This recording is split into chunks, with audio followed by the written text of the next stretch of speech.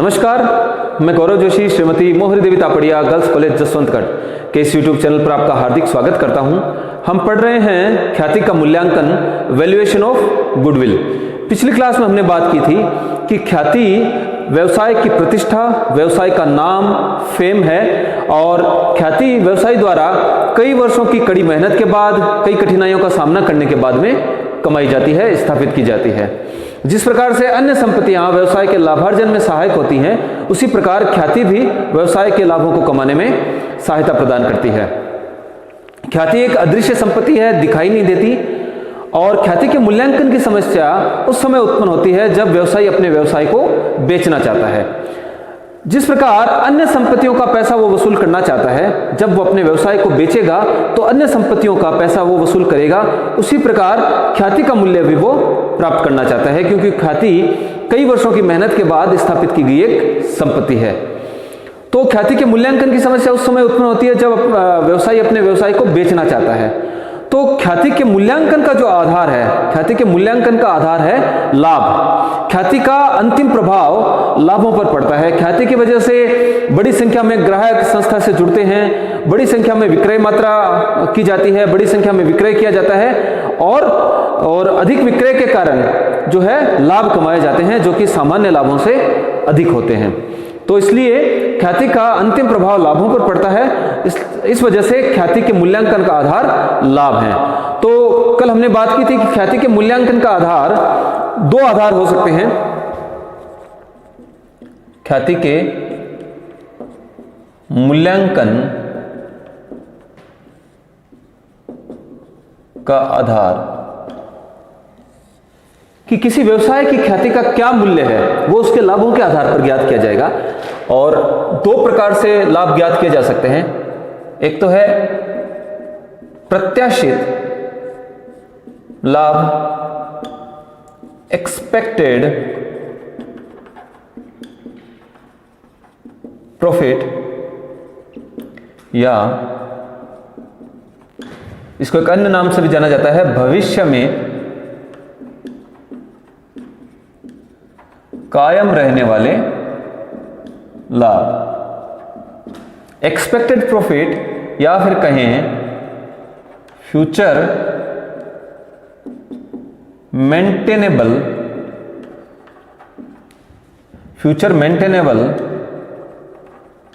Profits. तो ख्याति के मूल्यांकन के लिए प्रत्याशित लाभों को, भविष्य में कायम रहने वाले लाभों को आधार बनाया जा सकता है, या फिर अधिलाभ, सुपर प्रॉफिट्स जो बाजार में सामान्य लाभ कमाया जाता है किसी व्यवसाय के द्वारा, सामान्य से अधिक जो लाभ हैं उनको अधिलाभ कहा जाता है, सुपर प्रॉफिट्स कहा जाता है। तो पहले हम बात करेंगे प्रत्याशित लाभों की, भविष्य में कायम रहने वाले लाभों की। तो जब व्यवसायी अपना व्यवसाय बेचता है तो क्रेता को, जो व्यक्ति खरीदार है व्यवसाय का, उसको यह तर्क देता है कि अगर आप नया व्यवसाय शुरू करोगे, मेरा व्यवसाय ना खरीद के अगर आप नया व्यवसाय शुरू करते हो, तो आपको हो सकता है कि कुछ वर्षों तक आपको हानि हो व्यवसाय में, या फिर आप लाभ नहीं कमाएं, शून्य लाभ की स्थिति हो, क्योंकि आपको कड़ी मेहनत करनी पड़ेगी। कुछ वर्षों तक आपको व्यवसाय बाजार में अपनी ख्याति जमानी पड़ेगी, और कुछ वर्षों के बाद जब आप अपना नाम जमा लोगे, प्रतिष्ठा कायम कर लोगे, उसके बाद आप लाभ कमाना शुरू करोगे। लेकिन अगर मेरा जमाया व्यवसाय आप खरीदते हो तो आप पहले दिन से ही लाभ कमाना शुरू कर दोगे। तो कितने लाभ कमाएंगे? अगर नया व्यवसायी पुराना व्यवसाय कोई खरीदता है, जमाया व्यवसाय कोई खरीदता है, तो वो कितना लाभ कमाएगा, वो कैसे ज्ञात किया जाए? तो वो ज्ञात किया जाएगा, उसको हम कहेंगे भविष्य में कायम रहने वाले लाभ या प्रत्याशित लाभ। कि जब नया व्यवसायी पुराना व्यवसाय, जमाया व्यवसाय खरीदता है, तो वो आने वाले वर्षों में कितना लाभ कमाएगा, उसको हम कहेंगे प्रत्याशित लाभ या भविष्य में कायम रहने वाला लाभ। और भविष्य में कायम रहने वाले लाभों की गणना हम कैसे करेंगे? तो भविष्य में कायम रहने वाले लाभों की गणना हम करेंगे पिछले वर्षों के औसत लाभों के आधार पर। तो कुछ वर्षों का लाभ, पिछले कुछ वर्षों के आधार पर औसत लाभ ज्ञात किए जाएंगे, और उनके आधार पर फिर भविष्य में कायम रहने वाले लाभ ज्ञात किए जाएंगे। तो भविष्य में कायम रहने वाले लाभ हम ज्ञात करेंगे औसत लाभों के आधार पर, औसत लाभ, एवरेज प्रॉफिट्स।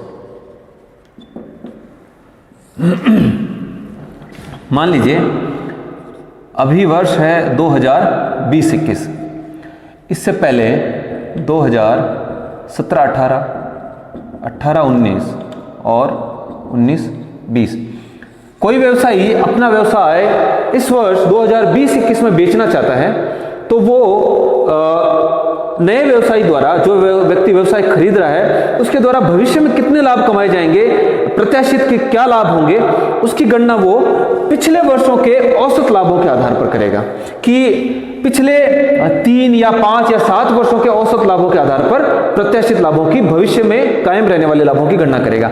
तो 2020-21 में मान लीजिए कोई अपना व्यवसाय बेच रहा है, तो आगे आने वाले वर्षों में 2020-21 के बाद में भविष्य में कितने लाभ कमाए जाएंगे, इसकी गणना वो पिछले वर्षों के औसत लाभों के आधार पर करेगा। तो मान लीजिए कि यहाँ पर हम अगर 3 वर्षों का औसत लें, तो 2017-18, 18-19 और 19-20 में जो लाभ कमाए गए हैं उनका औसत ज्ञात कर लिया जाएगा। उदाहरण के तौर पर मान लेते हैं कि 2017-18 में 10,000 रुपये का लाभ कमाया गया, 2018-19 में 15,000 का, और 2019-20 में जो है 11,000 रुपये का लाभ कमाया गया। ठीक है, तो अब 2020-21 में व्यवसाय का विक्रय कर रहा है और भविष्य में कितने लाभ कमाएंगे, इसका अनुमान हम लगाएंगे पिछले कुछ वर्षों के लाभों के औसत के आधार पर। तो मान लीजिए हम 3 वर्षों के लाभों का औसत लेते हैं, तो 3 वर्षों के 17-18, 18-19 और 19-20 के लाभ हैं जिनका हम औसत ज्ञात कर लेंगे। तो औसत जो है, औसत भी 2 प्रकार से ज्ञात किया जा सकता है। एक तो साधारण औसत, सिंपल एवरेज, और दूसरा भारित औसत, वेटेड एवरेज। तो सिंपल एवरेज में क्या करते हैं कि जो टोटल प्रॉफिट है, total profit of given number of years, total profit of given number of years, जितने वर्षों का औसत लेना है उतने वर्षों के लाभों का टोटल कर लिया जाता है। तो total profit of given number of years, यहां पर 3 वर्ष हमने लिए हैं, तो 3 वर्षों के लाभों का कुल लाभ, 3 वर्षों का टोटल प्रॉफिट ज्ञात कर लिया जाएगा। तो ये हो रहा है 36,000 रुपए, और इसमें भाग लगा दिया जाएगा नंबर ऑफ ईयर्स का, नंबर ऑफ ईयर्स का भाग लगा दिया जाएगा। तो 3 वर्षों के लाभों के आधार पर हमको औसत ज्ञात करना है, तो तीनों वर्षों के लाभों का टोटल कर लिया जाएगा, total profit of given number of years. तो इनका टोटल अगर करें तो आता है 36,000, और 3 वर्ष हैं तो 36,000 में 3 का हम भाग लगा देंगे तो 12,000 रुपए। तो अगर साधारण औसत के आधार पर देखें तो 12,000 रुपए प्रत्याशित लाभ कहा जा सकता है। यानी कि अगर कोई व्यक्ति इस व्यवसाय को, जिसके द्वारा पिछले 3 वर्षों में 10,000, 15,000 और 11,000 के लाभ कमाए गए हैं, इस व्यवसाय को अगर कोई व्यवसायी खरीदता है तो वो भविष्य में आने वाले अवधि में वो 12,000 रुपए प्रतिवर्ष लाभ कमाएगा, ऐसी प्रत्याशा की जा सकती है। यह प्रत्याशित लाभ है, या फिर इसे कहें कि यह भविष्य में कायम रहने वाला लाभ है। दूसरा भारित औसत। भारित औसत तब ज्ञात की जाती है जब लाभों में लगातार घटने की या बढ़ने की प्रवृत्ति हो। जैसे उदाहरण के लिए मान लीजिए कि 2017-18 में 10,000, 2018-19 में 15,000 और 2019-20 में 20,000 रुपए लाभ कमाया गया। तो जब लाभों में लगातार बढ़ने की प्रवृत्ति हो, यानी कि लाभ लगातार बढ़ रहे हैं, पहले 10,000 थे या 15,000 है और 19-20 में 20,000 है, या फिर लाभों में लगातार घटने की प्रवृत्ति हो। मान लीजिए कि 2017-18 में 20,000 थे, 2018-19 में 15,000 रुपए के लाभ कमाए गए और 2019-20 में 10,000 रुपए के लाभ व्यवसायी द्वारा कमाए गए। तो इस प्रकार से लाभों में बढ़ने की या लाभों में घटने की प्रवृत्ति हो लगातार, तो फिर भारित औसत ज्ञात किया जाता है और वर्षों को एक भार दे दिया जाता है, वेट दे दिया जाता है। जैसे मान लीजिए कि 17-18 को 1 का भार दे दिया जाएगा, 18-19 को 2 का भार दे दिया जाएगा और 19-20 को 3 का भार दे दिया जाएगा। अगर यही 5 वर्ष होते, मान लीजिए कि इसके ऊपर और अगर हम लिख दें पीछे वर्ष 2016-17, 2015-16, मान लीजिए कि 5 वर्षों के आधार पर हमको औसत ज्ञात करना हो और लाभों में लगातार बढ़ने या घटने की प्रवृत्ति है, तो हम भारित औसत ज्ञात करेंगे लाभों का। तो भार किस प्रकार से देंगे कि जो सबसे पहला वर्ष होगा उसको हम 1 का भार देते हैं, उसके बाद 2 का, उसके बाद 3 का, उसके बाद 4 का और उसके बाद 5 का भार। तो इस प्रकार से वर्षों को भार दे दिया जाता है, वेट दे दिया जाता है और वेट को लाभों से गुणा करके भारित लाभ ज्ञात कर लिए जाते हैं। अभी हम उदाहरण ले रहे हैं 3 वर्षों का, 2017-18 से 2019-20 तक, और हम ये मान रहे हैं कि लाभों में घटने की प्रवृत्ति है। तो भार दे दिया जाएगा 2017-18 को 1 का भार दे दिया जाएगा, 2018-19 को 2 का और 2019-20 को 3 का। तो फिर प्रॉफिट को भार से गुणा कर लिया जाएगा, 20,000 को 1 से गुणा किया जाएगा, ये प्रॉफिट है, ये वेट है। तो 20,000 रुपए पहले साल का 2017-18 का भारित लाभ और 2018-19 का भारित लाभ है 30,000 रुपए। 15,000 को 2 से गुणा कर लिया गया, यानी प्रॉफिट को वेट से गुणा कर लिया जाएगा। और 19-20 को भार दिया गया है 3 का और 19-20 के लाभ है 10,000, तो 10,000 को 3 से गुणा कर लिया जाएगा। तो 2019-20 के भारित लाभ भी आ रहे हैं 30,000। तो इस प्रकार से जो टोटल सम आ रहा है वो आ रहा है 80,000 रुपए। तो ये भारित लाभ तीनों वर्षों के का टोटल कुल भारित लाभ आ रहा है 80,000 रुपए। तो जब लाभों में घटने या बढ़ने की, लगातार घटने या बढ़ने की प्रवृत्ति होती है, तो भारित औसत ज्ञात किया जाता है, ना कि साधारण औसत। और वर्षों को भार दे दिया जाता है और भार को लाभ से गुणा करके भारित लाभ ज्ञात कर लिया जाता है। तो सूत्र क्या होगा? Total sum of profit into weight, यानी total weighted profit upon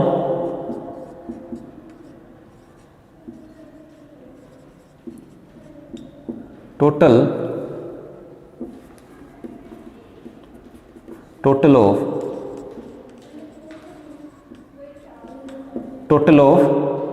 weights. Weight का टोटल कर लिया जाता है, वेट का भाग लगाया जाता है, न कि वर्षों का। यहां पे 3 वर्ष है तो 3 वर्षों का भाग नहीं लगाया जाएगा, बल्कि वेट का भाग लगाया जाएगा। यहां पर वेट हो रहा है 6, 1, 2 और 3, इनका टोटल आ रहा है 6। तो 80,000 में 6 का भाग लगाया जाएगा, 80,000 में 6 का भाग लगाकर भारित औसत ज्ञात कर लिया जाएगा।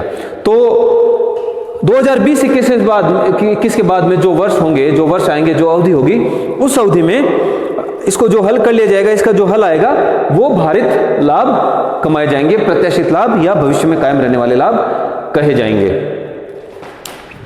तो ख्याति के मूल्यांकन के 2 आधार हैं, एक तो प्रत्याशित लाभों के आधार पर या भविष्य में कायम रहने वाले लाभों के आधार पर, और दूसरा अधिलाभों के आधार पर। भविष्य में कायम रहने वाले लाभ या प्रत्याशित लाभ पिछले कुछ वर्षों के 3, 5 या 7 वर्षों के औसत लाभों के आधार पर ज्ञात किए जाते हैं। और औसत लाभ 2 प्रकार से ज्ञात किए जा सकते हैं, साधारण औसत से और भारित औसत से। जब लाभों में लगातार बढ़ने या घटने की प्रवृत्ति होती है तो हम लाभों का भारित औसत ज्ञात करेंगे, और अगर लाभ जो है लाभों में लगातार घटने या बढ़ने की प्रवृत्ति नहीं है तब हम लाभों का साधारण औसत ज्ञात करेंगे। और ये जो लाभ लेंगे हम, ये लाभ लेंगे बिफोर टैक्स। तो ये जो एवरेज प्रॉफिट आएगा, इनका जो भी ये एवरेज प्रॉफिट आएगा, चाहे भारित औसत से ज्ञात किया जाए या फिर साधारण औसत से ज्ञात किया जाए, ये जो एवरेज प्रॉफिट होगा ये होगा एवरेज प्रॉफिट बिफोर टैक्स, ये टैक्स से पहले का प्रॉफिट लेंगे। ये जो हम यहाँ पर प्रॉफिट ले रहे हैं पिछले कुछ वर्षों का जो औसत लेंगे पिछले कुछ वर्षों के, तो जो पिछले वर्षों के हम जो लाभ ले रहे हैं औसत ज्ञात करने के लिए, ये लाभ भी कर से पूर्व बिफोर टैक्स होंगे। ये एवरेज प्रॉफिट बिफोर टैक्स होंगे, चाहे भारित या साधारण औसत हो। और ये जो प्रॉफिट्स होंगे प्रत्येक वर्ष के, ये नेट प्रॉफिट होंगे, शुद्ध लाभ होंगे बिफोर टैक्स। टैक्स नहीं घटाया जाएगा इनमें से। ये जो लाभ है तीनों वर्षों के बिफोर टैक्स लेंगे। अब हमने औसत लाभ ज्ञात कर लिए। एक चीज इसमें यह भी हो सकती है कि ये जो अलग अलग पिछले वर्षों के लाभ दिए गए हैं, इन लाभों में कुछ समायोजन, कुछ एडजस्टमेंट करना पड़ जाए, कुछ एडजस्टमेंट को समायोजन करने की आवश्यकता हो जाए। जैसे उदाहरण के लिए मान लीजिए कि वर्ष 2019-20 में कोई असाधारण लाभ या असाधारण हानि हुई, तो उसके लिए इसमें समायोजन किया जाएगा। यानी कि औसत लाभ ज्ञात करने से पहले जो जिन वर्षों का हम लाभ ले रहे हैं उन वर्षों में भी कुछ समायोजन करने की आवश्यकता पड़ सकती है। तो एडजस्टेड प्रॉफिट हमको ज्ञात करना होता है। तो एडजस्टेड प्रॉफिट हम किस प्रकार से ज्ञात करेंगे?